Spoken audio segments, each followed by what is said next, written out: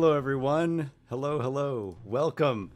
Oh, I'm very excited. So I will do my best to contain myself for this live stream. But I wanted to be here with you all while my Kickstarter wrapped up. So I've got it shared. Hopefully that's not too small. I guess I could increase that window some. It's going to cover part of my frame though. Oh well, I'll leave it like that. What a roller coaster this has been. Wow. The Kickstarter began with a bang. The first day was huge, and I was just absolutely thrilled by that. We hit the stretch goal, even slightly above it, within like 12 hours. So that was awesome. Things definitely slowed down after that, slowed down quite a bit. But then I was able to get on to doing some good advertising and promoting, and some other YouTubers lent a hand. Oh my gosh, yeah, I really need to thank others who helped me. AJ Pickett and Wally DM and Frederick Wheeler of How to RPG and Tabletop Bob. Those YouTubers were particularly VIPs in this whole project. Hello everybody in the chat, by the way. I don't want to ignore that. Mark Lewis, great to see you around as always. Ranieri, hello Ranieri. Oi Ranieri, I guess it'd be Ranieri. Oi Ranieri, tudo bem? Warser, what's up Warser? Complexicon, we made it to Troll. Man, I'm very happy about making it to Troll. For me, in my mind, getting to the 30K mark was like, okay, I feel like this was a success. Not a incredible, spectacular success, but a success, and certainly worthwhile and acceptable and good. But then getting to Troll was like, okay, now I feel like this has a little extra muscle and bite on it, and was even better. Of course, I wanted it to go even further. We always do, but I'm very happy and satisfied and overjoyed, really, for everyone who has supported this. So thank you. I cannot say thank you enough. NW, woo, success! Yes, man. Technically, we still have 25 minutes to go, so we'll see how much more success we'll get out of this in the last 25 minutes. Got the counter right here, so you all will be watching live along with me. Hamco, but still no Sphinx. Yeah, but that'll be something I'll save for another project. We'll keep the Sphinx on the nearby shelf within arm's reach. Owen Keenan, always good to see you, Owen. How you doing, man? Sucks, I'll only be here for 30 minutes. Well, this stream will probably only be for about 30 minutes anyways. We'll see. Takeda 10K, this calls for a toast. Yes, when we finally hit the conclusion, we'll do a toast here. In W, we did it. Yeah, you said it, man. We did it. This Kickstarter was a lot of work. I don't know how it looks to you all, like from your perspective, but for me, behind the scenes, this has been a ton of work. I was preparing stuff for this and working on this for several months. My first plan was to actually launch this Kickstarter back in November, and about a month away from November, so in like October, I want to say, I realized this needs more time. This needs more time. If I do it now, it's going to be rushed. I don't want to rush this. I want to do this right. And I still feel like I did rush it a little bit. I could have prepared this even better and gotten some more ducks in a row and educated myself better. So yeah, kind of kicking myself in the butt a little bit for that. But lessons learned. This has been an incredible learning experience for me. And I'm very glad I didn't launch in November, because that gave extra time for me to develop better the preview document and to get a nice proper PDF made. And we got some more illustrations done, a lot more illustrations done in those couple months there. Yeah, so we did it. It has been incredible amount of work. And of course, now there's a lot of work to come. It's like going to be full steam ahead on development and playtesting now that I have certainly sufficient funding to, make this worthwhile for it to be like basically full-time job of mine, or almost full-time job of mine for months here. Rock Darastrix. Good to see you around, Rock, as always. Rock says, good to see you. Letting this run, but I am doing things offline. Here is a like and a comment. Then I will try to remember to hit a playlist. Much appreciated, sir. NW, Beyond Shadowgate brought me to you. Awesome. Oh, that's so cool. Have you checked out Eldritch Castle on my channel? So the original Shadowgate, or the Nintendo Shadowgate, was a big inspiration of mine when I was a kid. And that inspired me to do many things, including this narrated immersive adventure, Eldritch Castle. So you'll see that on my channel. It's actually a remake of my original Eldritch Castle from back in 2011, which I'll probably make public again. Back in those days, it was very primitive and simple. Hanieri to the bang. Yeah, man.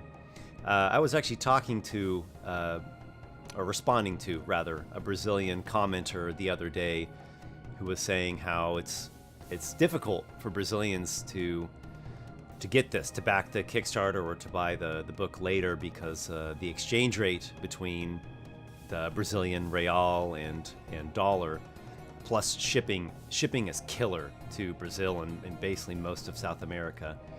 It's killer, and I don't know what the solution is. I wish there was one, because I'm very connected to Brazil, and maybe at some point I'll do a video in Portuguese. I would really like to do that. I think it'd be really cool to do a YouTube video in Portuguese, and I would just have to ask everyone else to bear with me and be a little bit gracious, because I want to show some love to everyone in Brazil. Owen, and there's going to be people who buy it after the Kickstarter, of course, for sure. Yeah, the Kickstarter is to get the book produced, created, to get the funding to make it a reality, and then after that, the book will be for sale like normal off my website. I'll probably also get the PDF on DriveThruRPG later. But thanks to you all for backing it. We've been able to buff it up to the size that it is. Thomas Buckley, congratulations! No matter the size of the success, I hope it builds momentum.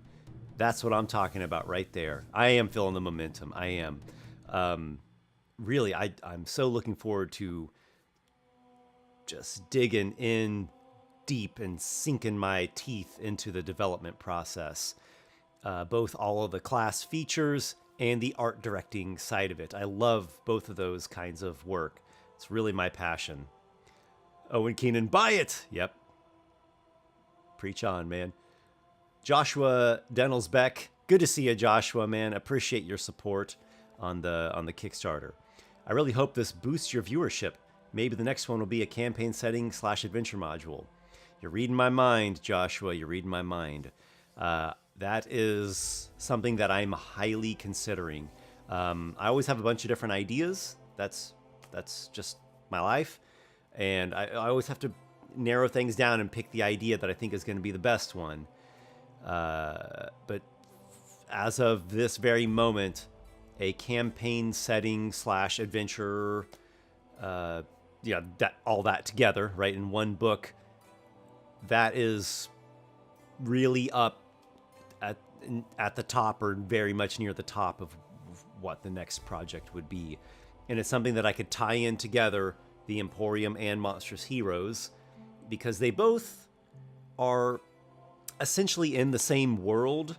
I make them flexible enough and kind of loose enough that that people can insert these things into their own home settings or into kind of any setting. They're supposed to be very versatile and slightly setting neutral. But I mean, if you read especially if you read the lore and the flavor text, you'll see little details here and there that they actually are very much, in at least in my mind, connected to my Ikoria setting, the same setting as my live stream adventure, Land of Dreams and Nightmares, as well as the Scornhold Monstrous Heroes live stream adventure we're doing with the other YouTubers, and Eldritch Castle and a bunch of other stuff on my channel is in that setting. My plan is to actually relaunch or reboot that setting. Not anything too extreme and radical, but enough. There's a couple parts of that world that I want to edit a little bit, and I think I'm gonna have to rename it. I really, really love the name Ikoria, and it took me quite a while to come to that name, or for it to come to me. But then Magic the Gathering made a plane called Ikoria, and I don't know if someone just took my idea or if it's somehow a huge coincidence. I don't know what happened. But that was rough, man. That was a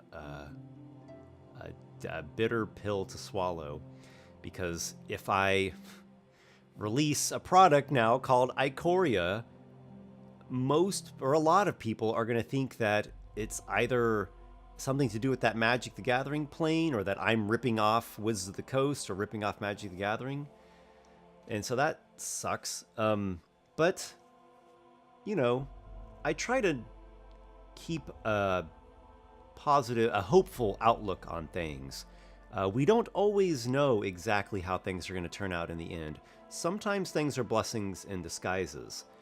Sometimes things appear like a negative at first, but if you can just hold on and hold out and don't lose your hope or lose your faith, they turn into something better.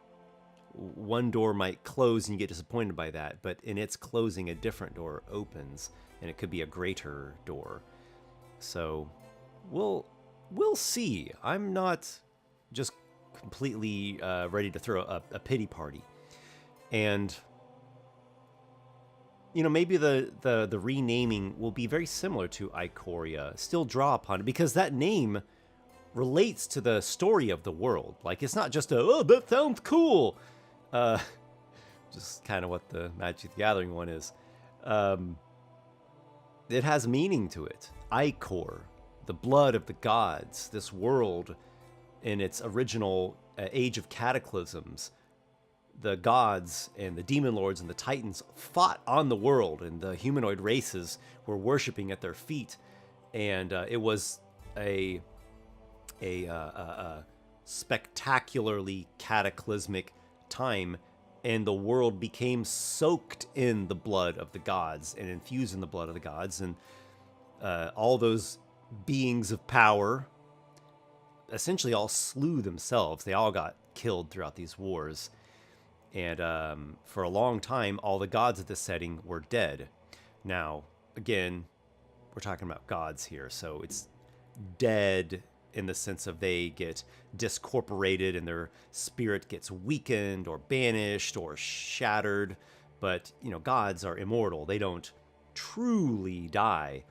And throughout some of the campaigns that I've run in this setting, a couple of the gods have reincarnated in their full forms, but they're not in the world. They're out in the astral plane, and there are reasons for that. And I try to build structure to the cosmology so that there is a bit more sense as to why gods and demon lords are kind of locked out or don't come into the world anymore. Anyways, more on that to come. As you can see, this is something I've thought about a lot. Lost my place. Let me get back in here. Oh my goodness. Okay, sorry, I had to get back on track on the chat. Heimko, any April Fool's monster heroes planned? Like a chocolate slime or Nilbog or good boy angel dog? I just might have to do that, man. That's really funny. Mark Lewis, more playtesting with the group. Yep. Yes. Playtesting is ongoing. Of course, a lot of that's behind the scenes, but I also am planning on doing some more of the live streams where I interact with you guys and you help decide what character we're building, and you give me some input, and we create characters, and I run scenarios and encounters and stuff with them. Owen Keenan, a leprechaun class would be kind of funny. Well, the brindle cap can work as a leprechaun. I don't know if I will actually use the word leprechaun because that can get taken maybe too goofy. This happens a lot with fae creatures. There are lots of creatures that traditionally, per the legends and the mythology, were, goblin was fairy, and leprechaun, of course, and elf and dwarf. And pop culture does dumb things to mythology, and it's kind of sad.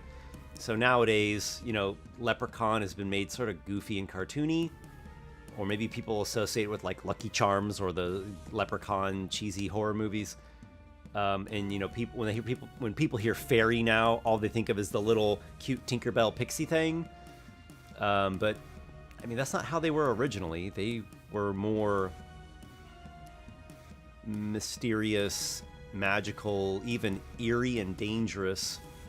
And fairy tale, that used to just mean these stories that were, fantastical and had magical, supernatural elements and spiritual elements and darker elements, even some very dark elements. But nowadays, if you hear fairy tale, people just think of this like cutesy, picture perfect Disney happy ending thing. So we'll see. We'll see if I actually use the word leprechaun in there. Maybe I'll put in a sidebar that's like, this class Brindlecap, or this subclass of Brindlecap, is partially inspired by Leprechaun, and you could play it as one. I chose, or that term was chosen to not be prevalent due to connotations that might conflict with the style of Monstrous Heroes, which, the style of the book, it can go a little bit humorous, a little bit comedic, or even slightly campy, but it's only in small doses. By and large, it's supposed to have a serious tone to it. Heimko, any plans on making a collaboration with Mr. Rex, since he made monster classes? Yeah, I stumbled upon that I don't know, just a couple weeks before I launched my Kickstarter. I've never met him. I would be up for meeting him, for chatting with him. I like to meet different YouTubers and creators and talk to them, and it's just cool to get a little glimpse into behind the scenes of other people. And it's not super often that I meet other creatives or other artists, so when I do, it's I feel like, I've got all these questions, and do you have this thing too that I have? So Heimko, do you think you could have had the Kickstarter up for longer? Could have, yes. The possibility is certainly there. But in general, Kickstarters do better when they're a month long, when they're 30, 31 days, maybe 35 at the most. It helps with the focus and the energy of it all. So would it have made it do any better? I don't know. That is not for certain. What are we looking at, by the way, on the counter? We are at 45K, 649, 828 backers, 8 minutes to go. Oh my. I'm getting so excited here. Rock. The boogeyman's greatest trick is that he has everyone looking for him. When people find traits in others they don't like, they point to them and cry, "Boogeyman!" Then they go on the attack. Well said. Well said. Rock. Again, this allows him to get paid for working from home. Well, you know, it would suck to work and not get paid. I don't think anyone wants to work for free. CH Joe 83. Esper. If the Paragon is any indication of the monstrous classes, I'm super stoked. Can't wait. Thank you so much. I'm glad you enjoyed the Paragon. That was also a tremendous undertaking that involved just ridiculous amounts of development and playtesting. I'm quite happy with the Paragon. It does have some flaws to it, and yeah, I think all classes, official and unofficial, have some flaws. It's hard to make something that's flawless. That's extremely rare. But aside from some nitpicks, some things I wish were a little bit better with the Paragon, overall, I'm very happy with it and very pleased with how that class turned out. And I think it really contributes something that has some unique. It's familiar, yet has uniqueness. It's built to be very archetypal and timeless, and something that you can recognize and identify right away. Something it's not even my idea, right? It's just me participating in the path and the footsteps of the mythic tradition that's gone on since the dawn of humanity. And at the same time, I built innovations into that class, like with the Epic Wonders, for example, where you have these very flavorful, fantastical features that you can use, often in combat, but not all of them. Some are utility, and they have 3 different stages, so you get to do something for 3 consecutive turns in a row. It's like a 3-part combos within itself power. So things like that. I'm very happy with how the Paragon turned out. Yes, I will be trying my best to put that level of quality into the Monstrous Heroes. Paragon's a very complex class. It's sort of up there with, like, you know, Cleric and Druid and Wizard in terms of level of complexity. So I can't have every monster class be that level of complexity, and that's not good for a game. A game should have dynamics, right? There should be some things that are more complex, some things that are less complex. Just like how a song, you have different movements in a song, and you can intensify things at one part and simplify things at another part. And the same goes when you're writing. When you're writing, you know, whatever it is you're writing, a prose or an essay or a story, you can have one sentence that's a long sentence and kind of takes readers on a little journey within one sentence, and it's full of descriptions and it's kind of a complex one. Then you follow it up with a short, punchy sentence. It's nice. We like variety. As much as we like patterns, we also like variety. So you'll see that. You'll see variety with the monster classes. But, where's my, here. Okay. I will give you my word that I am going to do my utmost to make sure every single monster class and every single thing in this book is good. That is my word, that you all have put your faith and your trust in me, and your supported me with your money, your hard-earned money, and in exchange, I'm going to do everything I can to make sure this is a great book. So that's the best I can say. Mark Stebbins. Mark, how's it going, man? Good call on the drive-through idea.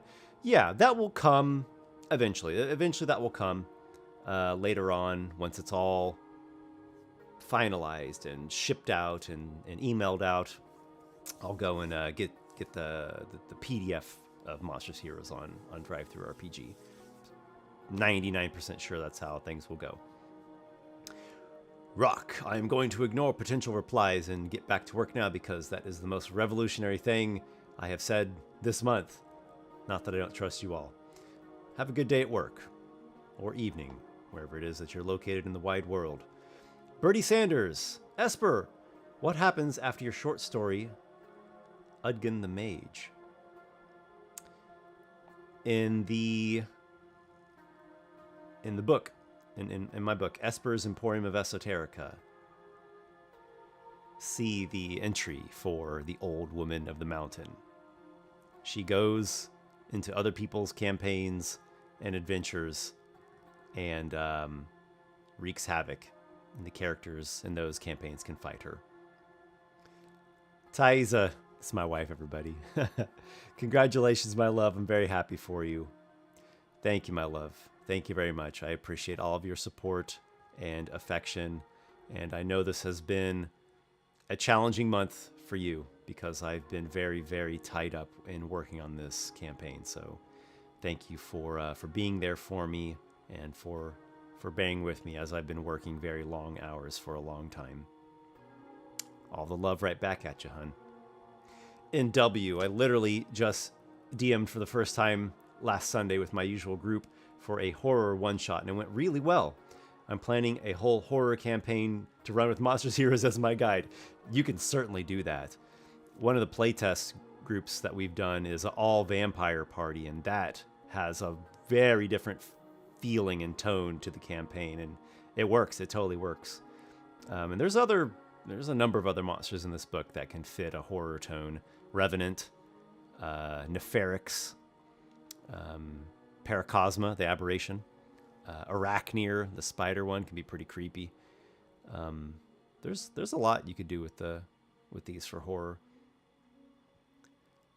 Brian Jackson, that sucks about Ikoria. Yeah, see, you even spelled it with the K like Magic the Gathering. Mine's with a CH, like from the word Icor, which a lot of people pronounce that word Ichor. And I don't know where that comes from. I don't know what started a trend of people pronouncing it Ichor, but the word is Icor. AGS 363. Those are inspiring words I wanted and needed to hear from a bard. Thank you, man. I try my best. Matthias Ruiz Huidobro. Okay, from Argentina. Let me try your name again. Matias Ruiz Huidobro. Hello from Argentina. Will you be able to ship here? Yes. Will it be cheap? No. Va ser bien caro. I'm sorry, that's the reality. Shipping in South America is just freaking expensive, man. I'll see what I can do, but I don't know what it is. I guess it's just a logistical thing, but it's expensive in South America. I'm sorry, man. I really, really would. Oh my gosh. Let me switch the music back here. Sorry about that. I should have made a playlist for this.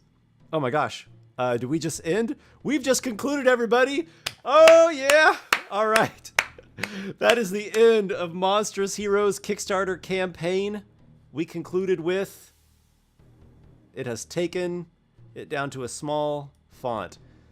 Nearly 46,000, 45K, 816 and 84 cents. How did we get 84 cents on there? I have no idea.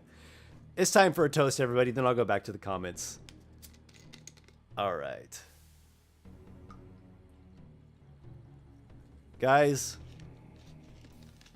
I appreciate you more than I can say. Though I'm known as a bard, a man of words, and I am a writer, and I love words and wordcraft. There are moments in which I don't have any words to truly express what these sorts of things mean to me. That's how I feel right now. So thanks, guys. This was awesome. This means the world to me. This is these are my dreams coming true. Cheers, everybody.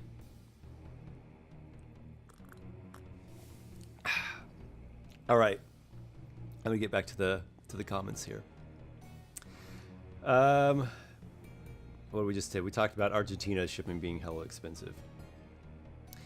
Mr. Fluga Fluga, last moment Boss Monster pledge. Did someone grab it? Yeah, because just earlier, somebody who was at Boss Monster canceled. Which, you know, that happens. That's just part of a Kickstarter. And you know, sometimes things happen and life happens and people have to change. And that's fine. But that opened up a Boss Monster slot. So did someone come in and grab it? Yeah, someone came in and grabbed it. That's awesome. All 17 Boss Monster slots got filled up. Amazing. If whoever did that, if you were one of the people here in the chat, you know, please let me know so I can give you a personal thanks for being the capstone, the Boss Monster tier.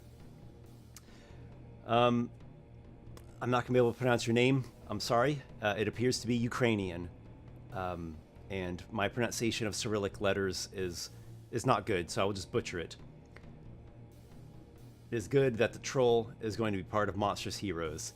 Yeah, that really gave some extra toughness, thickness even, to this book, and it's nice having two giants in there. I knew I wanted to have at least one of every creature type, non-humanoid, right? I wanted a undead and a celestial and a plant. I wanted to have at least one of all of them, but you know, some of them is like, oh, there's a lot of really cool monstrosities. So yeah, there's more than one monstrosity, and so now we've ended up with two giants. Warser. Okay, just checking in on the amount that got funded. Wow. Yes, man. It ended up great. Like I said, you always want more. You always want to have as much success as possible. But for the amount that it reached, I am overjoyed. MCA squared. Looks like I joined at the end. Yeah, basically, just wrapping up here. I'm enjoying going through the comments and interacting with you guys. Qkin. Glad you reminded me yesterday, Asper. I almost forgot to back it. I'm glad I did too. I almost didn't send out that last email because I've emailed a lot on this campaign, and I was like, God, am I bugging people too much? Am I like going to be annoying people with all these emails I send? But the advice that I came across from BackerKit was to send an email at the 24-hour mark, and so I sent one at like it was less than 24 hours, but I sent a final one, and I'm glad I did, because really, I don't know, like a dozen people came in and backed because of that email, so I'm very glad I did. And if you are somebody out there that did get a little bit annoyed by how much I emailed on this, sorry. Thanks for bearing with me. I tried to make my emails cool and fun and attractive and like not boring.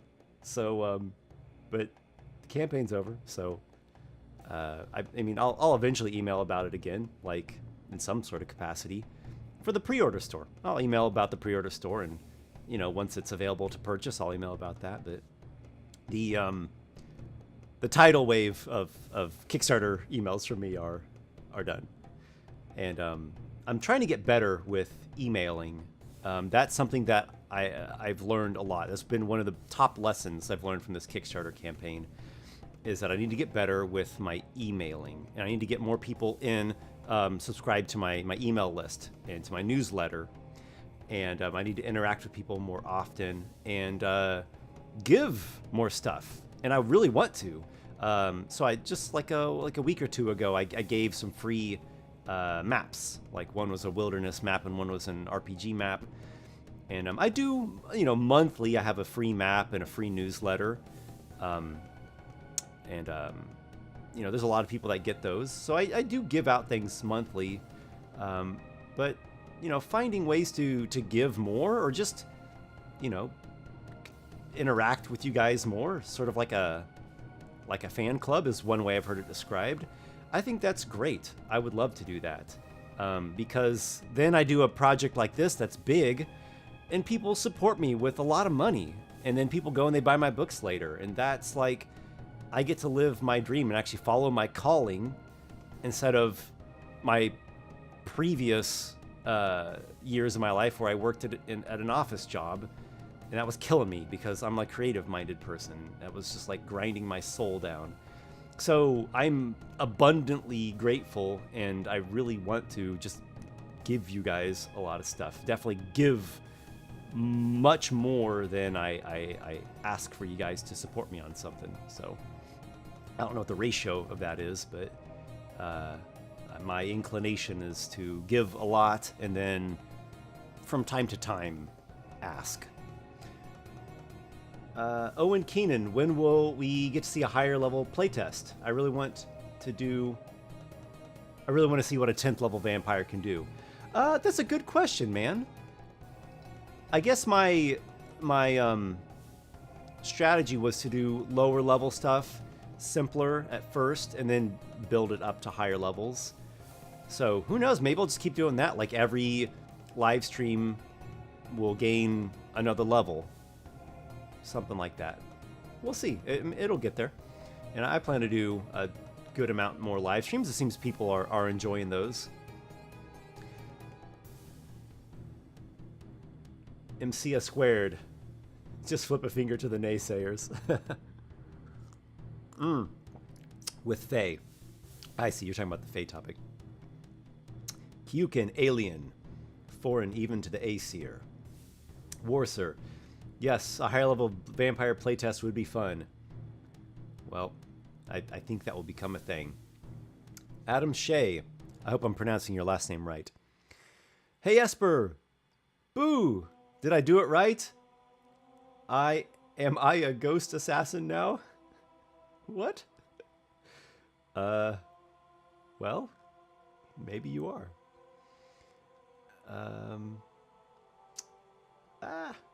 I've lost my place. I don't know if anyone else that streams with OBS has this problem, but from time to time it just bumps me to the most recent comment and I lose my place. Ranieri. Eu gostaria de ver esse vídeo em português e também esse mundo ser lançado em todo setting world. So for those that don't understand, he's saying that I'd like to see a video of you in Portuguese and also a book, right? Like I was talking about my next product being a campaign setting plus adventures. So thanks for the encouragement. It's both of those are things that I really want to do. So those will probably come to pass before long. Heimko, the Dullahan, Banshee, and Nuklavi were all fairies. And Eldritch yeah, that's true. Eldritch comes from the word Elfrish, which can mean like elf land or fairy land. AKA Cthulhu is a fairy and so are beholders. Yeah, well technically, fairy, all the fae, according to traditional mythology, are spirits. They're not regular people. But I talked about that in my What Are Kobolds video, and or was it in the What Are Orcs video? One of those two. Tolkien really was the one who took the old traditional myths and legends and fairy tales and made it into the modern fantasy genre that we know nowadays, where they're actual people, races in the world. What's up, Fred? How to RPG? Hi, Esper. Well, I actually had to read it in your accent. Hi, Esper. Well done. Congratulations on the Kickstarter. Did I don't think I did your accent right there. I was kind of close. Thank you, Fred, and I very much appreciate the live streams you've done where you're building characters using Monstrous Heroes, and also for playing in Scornhold. You survived. I mean, your character survived the first session. I don't know if he'll survive the second one. It's been really great interacting with you, man, and your support is very much appreciated. So yeah, I'm definitely reading old comments here. Warser, 4 minutes to go. Grab those last raffle tickets or whatever. Strat player, what's up, Adam? Dropping a comment from an airport. Kick-ass starter time. Let's go.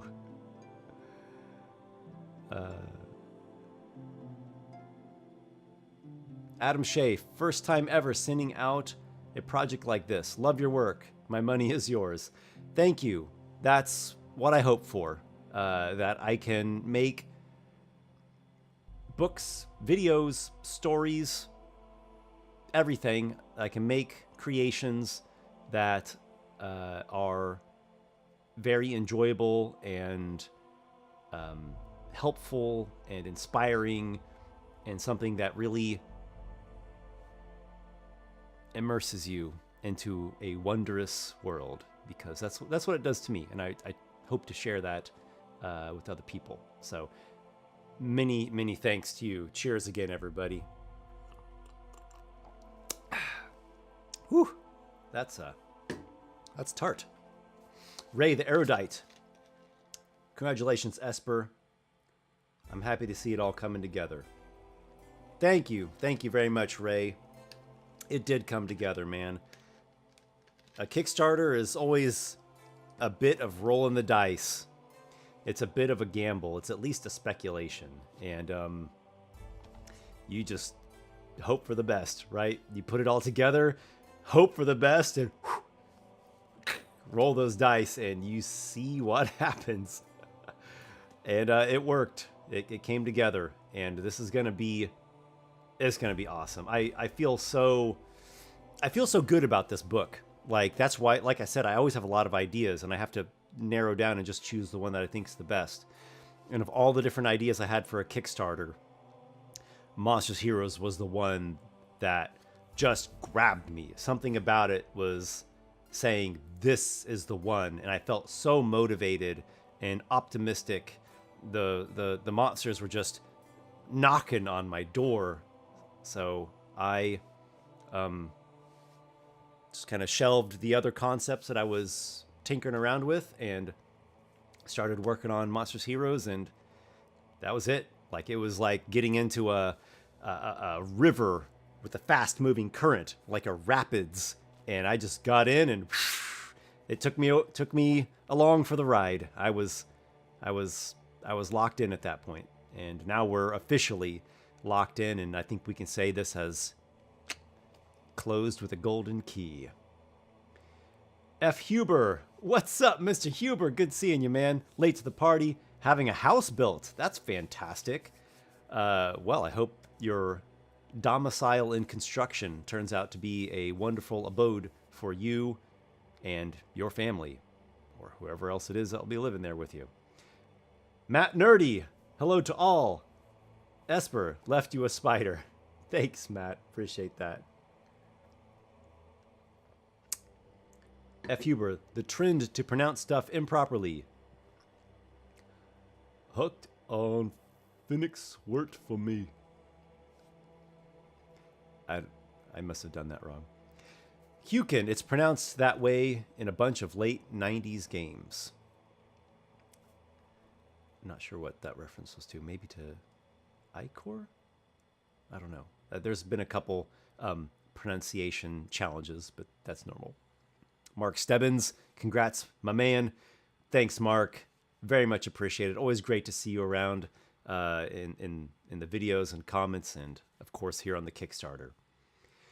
NW, hooray! Congratulations! Can't wait. I'm feeling the excitement too. I'm very, very excited and just thrilled. I'm stoked, really, about Monsters Heroes. I've got so many ideas for all these classes. Like, every one of these monster classes, there's some preciousness to it for me. Like, I don't know, it's like even the ooze, I want it to be an awesome thing, and I've got ideas for the subclasses on all these guys. Thomas Buckley, same with the pronunciation of chitin. My friends and I have always said it wrong, where apparently it's pronounced chitin. Yeah, I've heard some people pronounce it chitin, which chitin sounds like, I don't know, like chicken or some kind of food or something. Young Mini Wheat. Glad I could do what I could for the Kickstarter. Excited to get to play in one of your adventures. Thank you so much. Much appreciation for supporting me, for backing the project. Steve, huzzah! Adam Shea, woo! Congratulations! Yippee! Raise a cup. I'm so behind on the messages. This is probably like when we were actually doing the toast like 15 minutes ago. F. Huber. It charged some of us sales tax and included that. Ah, that's why there was some change on the end. I got it. Mark Lewis, cheers. Cheers, man. Strat Player. What's up, Adam? Es solo tiempo para esperar. Para hacer un libro kick-ass. Yes, it is time. It will be a kick-ass book. Shooting Star Neku. Congrats on the completion. Thank you, thank you. A successful Kickstarter has been completed. Thomas Diwarnu Kirkeby. Kirkeby? Congrats. I don't know, I guess it's not a trumpet, it's a party blower? Party horn? Mr. Fluga Fluga. Yeah, I got the boss monster. Mr. Fluga Fluga! Alright, everybody, raise a cup to Mr. Fluga Fluga. What a champion. Coming in, the capstone of the boss monster tier. Here's to you, buddy. Michael Halstead. Congrats and well done. Got a drop. Thanks, Michael. Thank you so much. Much appreciated. Rob Lucas. Just ordered Esper's Emporium. 350 pages. Wow. Yeah, I went overboard on the Emporium, man. Bit off more than I could chew, but we all get a gigantic tome out of that. So I hope you enjoy. There's so much. It's like 2 books worth of content in one. What was I thinking? I don't know. I was a newbie to book creation and to Kickstarters, so these are big learning experiences, is what these are. Warser. Trolls are just something players will want to experience, as regeneration is always a cool ability. Agreed. And I am looking at my early developments on the troll class right now. And I've got 3 different ways I could go with the regeneration, and I'm not sure which one's going to be the best, but that's okay. That's what development is like. That's just how it goes sometimes. And you brainstorm and you talk to other people and you compare you compare what you're creating to stuff that's out there already.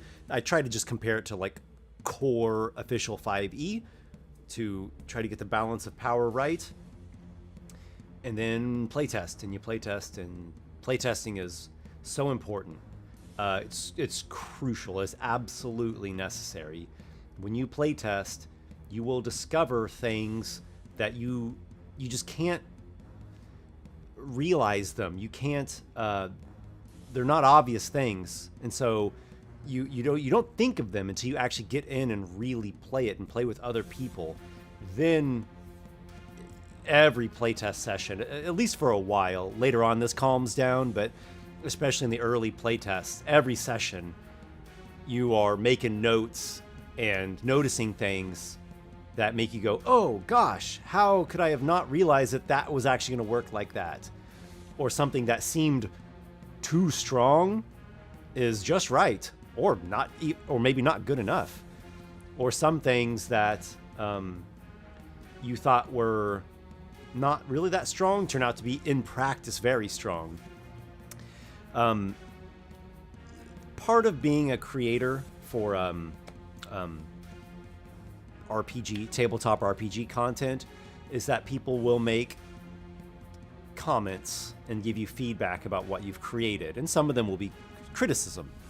And sometimes that criticism is more constructive, sometimes it's just neutral, and sometimes it's straight up nasty hate. And it can be difficult not to get defensive, especially when someone is criticizing something that you have spent a long time developing and playtesting to get the balance right. And then someone, just reads it and then just farts out this quick little criticism that's so broken and that's so OP. And it's so hard to not get frustrated by that, because you want to just like grab the person who's like, you don't even know what you're talking about. We've been playtesting this for months and we finally got it working really well. And here you go, just like with your dumb fart out comment. So if you ever are any sort of creator and you put yourself out there, you put your face out there to the world, just expect you're gonna get slaps, and you gotta take it in stride and take it with a grain of salt and toughen up a bit. And that's what it is. There's bumps and rocks along the road, but it is a great road going up a mountain with beautiful views. Drist BC, glad to see we got the majority of the stretch goals. Heck yeah.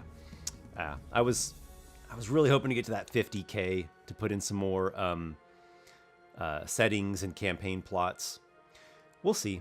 We'll see what I can fit in. I did leave myself, in terms of like page count, I did leave myself a bit of wiggle room. That's something that I learned you always want to do when you're making a book like this. You want to leave yourself a little bit of wiggle room, some extra pages. I don't know if that's the right way to say that, but like some pages that are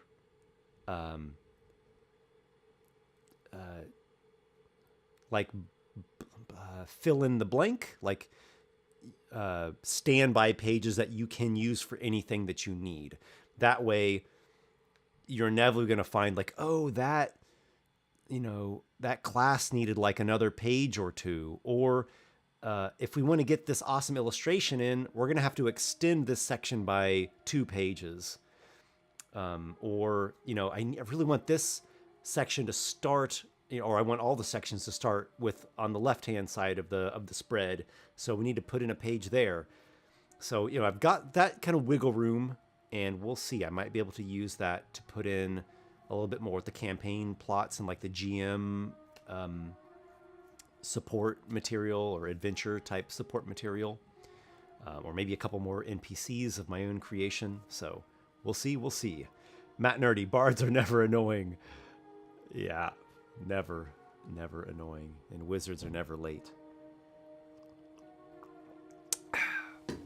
Heimko, if you plan on making Monstrous Heroes 2, besides the Sphinx, do you plan on adding anything else?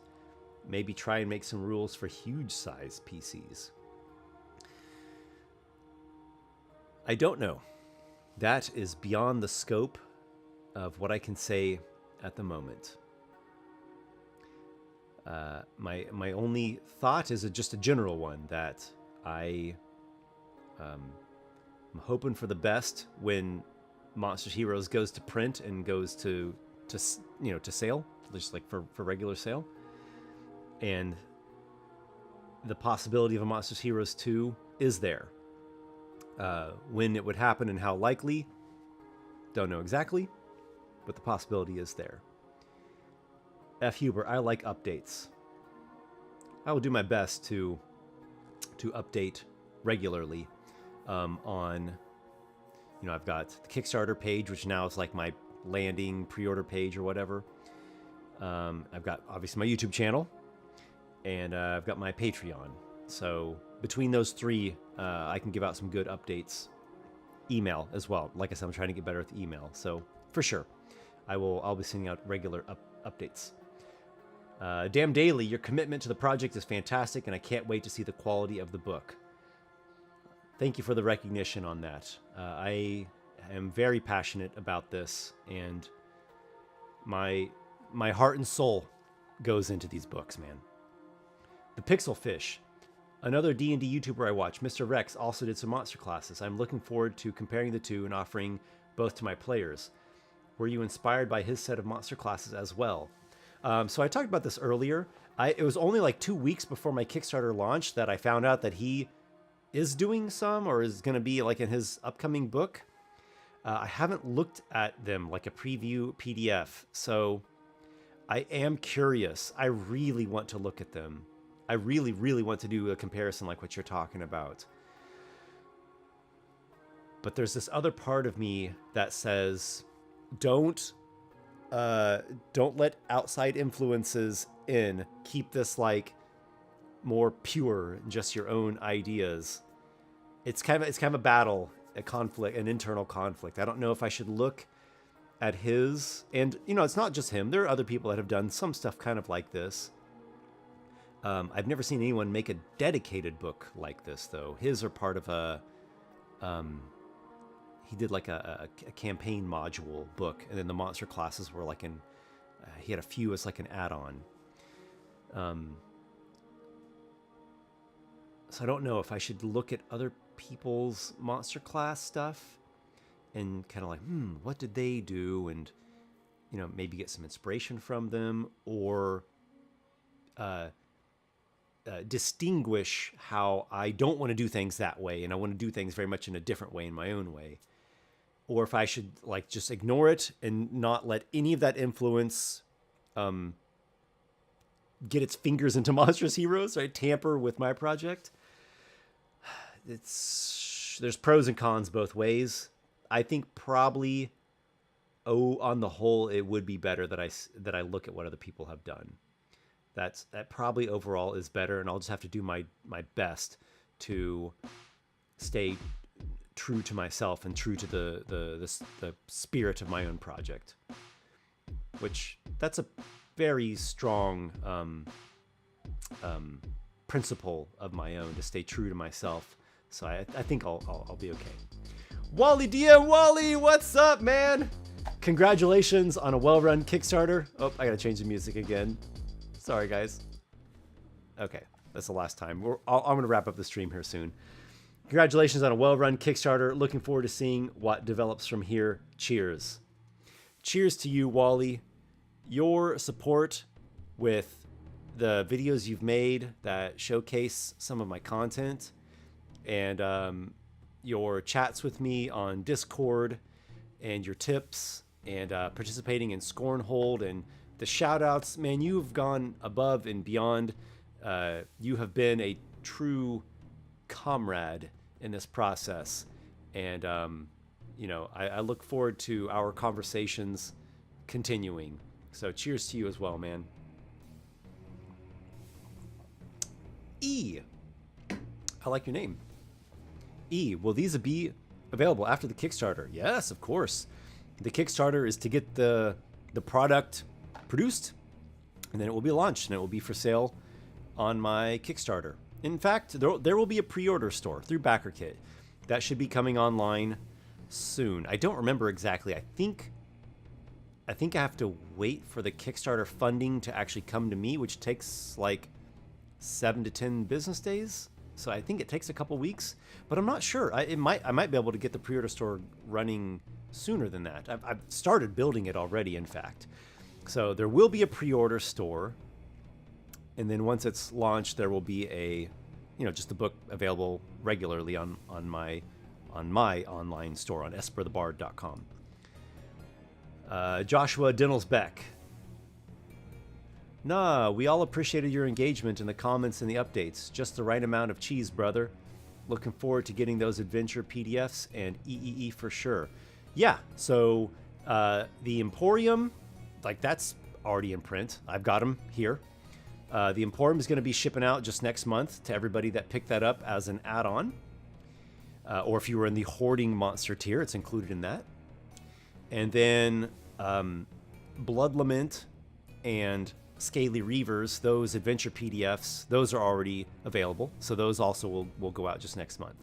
So a good number of the backers will already have this really cool stuff to be enjoying until Monstrous Heroes comes out.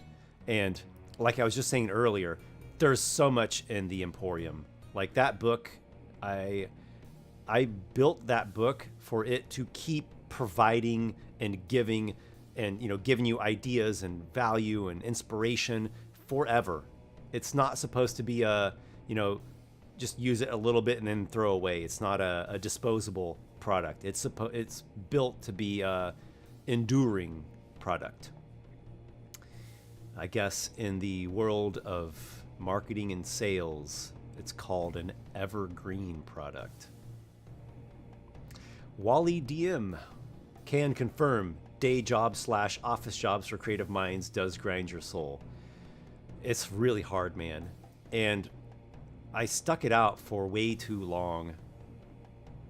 And every time one of my coworkers would see me doodling, or I used to do like a newsletter at the last office job I had. Every time a coworker commented to me, "Wow, you're a good artist. You're really creative. What are you doing working here?"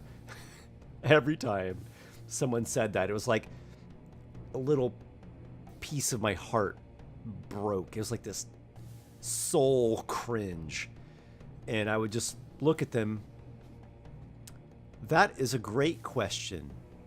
What am I doing here? And I stuck it out until literally I was sick and tired. Figuratively as well, but I was ill. I was physically ill and suffering from panic attacks and anxiety and nightmares. I stuck it out as long as I could, and then I just physically could not do it anymore. I'll have to tell that story someday, maybe. The story of me transitioning out of the corporate world into my current path. I want to be careful with the way that I word things, though, because I'm not saying that this is what everybody should do. And I'm also not saying that the corporate world in general is bad. It's easy to get critical of it, but really businesses, and even big businesses and office systems, business systems, that's what makes the world go round. And something I've learned, a big lesson I've learned from doing these Kickstarters, is that marketing and sales make the world go round. If there weren't marketing and sales, would you just be bartering with people in your local city only, and you wouldn't even know about any other products? So, and living a creative, self-employed or self-owned business type of lifestyle, that's not necessarily a great thing. Like, it's really difficult, and it's an unstable, ups and downs roller coaster sort of thing. You don't have the stability and the job security and the, like, a lot of jobs have benefits like healthcare and stock investment options and stuff. So yeah, I think both ways are necessary in society. They both have their ups and downs, their pros and cons, their benefits and their drawbacks, and they appeal to different types of people. So they're both necessary. But for me personally, being in a corporate office space system like that is it doesn't work. Hoping to grab this a little later once I get some expendable money. Cool, man. I hope you're able to grab it, and I hope that you enjoy it a lot. Alistair Boneman, how late I am, or how late am I? Very late. We're about to wrap up. Blasbaros, my friends and I have been following this, and we're all really excited. Thanks, man. That's so cool to hear. Tell your friends that Esper gave a shout out and said what's up to your group. Johnny O 3535, may you be victorious, my liege. Thank you. You honor me with your words, and I'm going to do my best for this victory to be of benefit and enriching to us all. 3 Sales Gaming, huge congratulations, Esper. Really looking forward to getting my hands on the finished copy. I am also very much looking forward to you getting your hands on the finished copy. Maybe send a selfie with you holding Monstrous Heroes, or with you using it at your gaming table once that day comes. Fred without RPG, I'm sure your book will be as good as the last one, Esper. Thanks, man. I really appreciate that. F. Huber, I've managed to pick Kickstarters that turned out well. You have an excellent taste, it would seem. Young Mini Wheat, full disclosure, I am the legendary monster backer. Wow! To this project, I've been a fan of yours since I was yet young in playing RPGs. Your work has always been inspirational. Congratulations. Oh, man. This is amazing. Cheers. A toast to you. You truly are a legend of this. I'm screenshotting this. You truly are a legend of this Kickstarter. And we'll be in touch soon. Yeah, I'll be speaking with you soon. And to give you a one-on-one thank you. And we'll get some, initial little ideas and logistics put out there. But the book will take a while to get developed. So all in due time, we'll get your legendary rewards rolling. But for now, I cannot say thank you enough. I didn't know if anyone was even going to take that tier because it was such a big one. But if you break it down, there's a lot of greatness to it. Anyhow, a toast to you, young mini wheat. I look forward to speaking with you soon. My cup is almost dry. Got to be wrapping up this live stream soon here. The Phobos. Is there going to be another live stream of Monster Heroes? Oh yes, there will be more. Indiana! What's up, man? Indiana, one of the star commenters on the Kickstarter. Made a Kickstarter account so I can back. This is exactly the D&D content I wanted since I have felt races to be underwhelming and often irrelevant in characters with new releases even more so. I hear ya. There are definitely some different design philosophies out there. Some of them are very, very new, and some of the very new ones are making races more like a skin, where just everyone's pretty much kind of the same thing. You just kind of trade out a skin. I get that it makes things more flexible and less restrictive, but it makes them lose identity. It makes them lose impact. It makes them lose personality, distinction. So, I feel like a broken record repeating myself too much here, but I'm really doing my best to try to make something that's great and can work well for different play styles and different preferences. Okay, F. Huber explained to me what I couldn't figure out here. Hooked on Phonics. I remember the old Hooked on Phonics commercials. Hooked on Phonics worked for me. Okay, I'm just going to scan through and then wrap up. I'm just going to scan through the comments and then wrap up with one more.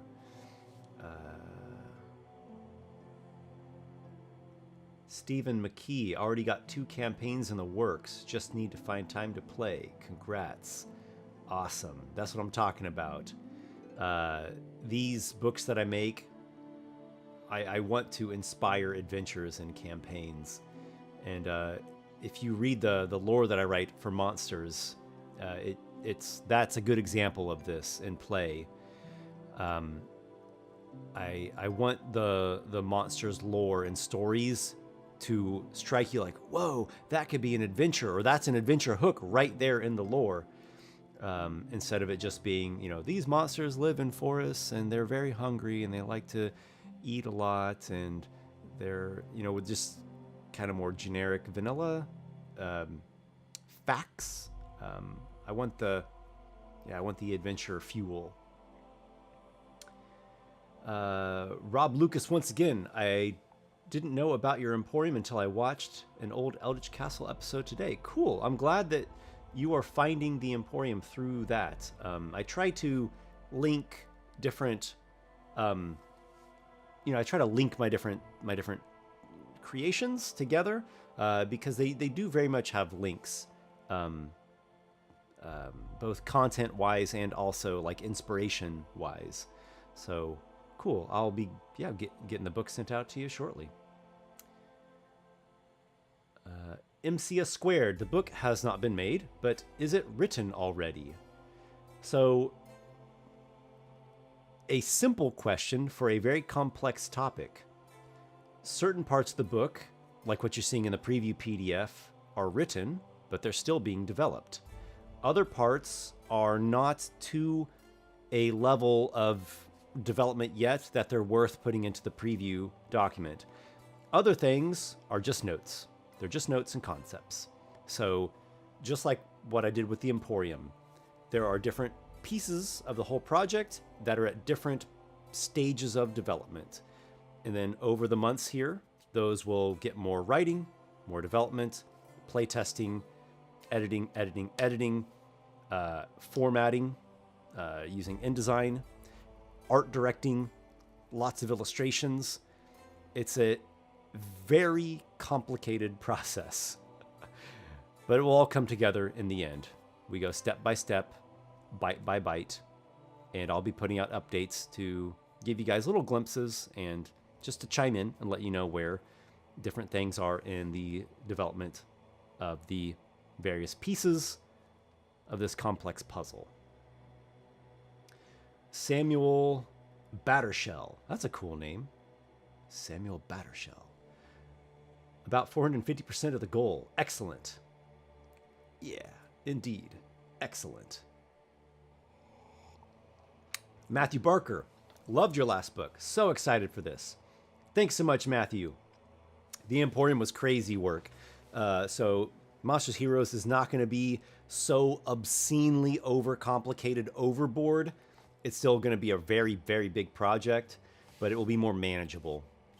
And you can expect it to be another legendary tome to add to your collection, just like the Emporium. Heimko, you could have like a suggestion box for what kind of monsters could be in Monsters Heroes 2. Yeah, I agree. I think that'd be really cool. Lots of ideas. As I said, always have lots of ideas. It's really just a matter of me getting myself to focus and not get over complicated and to select the very best of them and focus in. All right. Last comment. Robot Dude, shame I was working during the end of the campaign, but great job on the 45K. Thank you. Much appreciation, Robot Dude. Well, there'll be more to come on this, everybody. There'll be updates and developments for the coming months. Just a last thank you to you all. From the bottom of my heart, you have my deepest gratitude, and just feeling it. Really feeling motivated and energized for Monsters Heroes. So the final cheers to everybody. A toast to you all. May your adventures be many. That'll do it. I'm signing off here. I'll see you all again sometime soon. Wishing you all the best. Thanks again, everyone.